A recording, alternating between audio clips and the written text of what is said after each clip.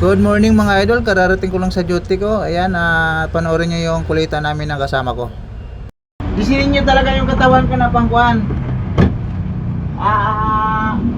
Kahit saan. Malamig, okay. Mainit, okay.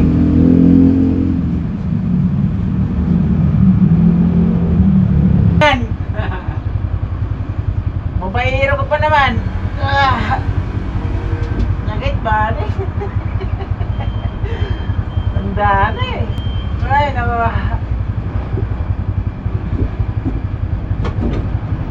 Hindi ka pa nag-ano, tutungkod eh. Sakit wala na. Nararamdaman ko na ilag ko.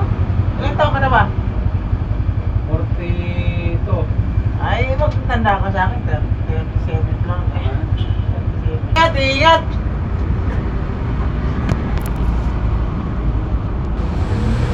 Ayun na nga mga idol, tapos na kami magbiruan ng karelyebo ko. Kaya ayun, may nakita akong bukas na ilaw sa taas.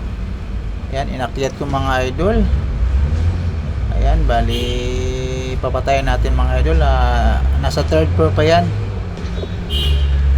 Ayan, medyo masikip yung daanan. Ayan, nakita ko na yung switch mga idol. Ayan, pinatay ko na. Yun.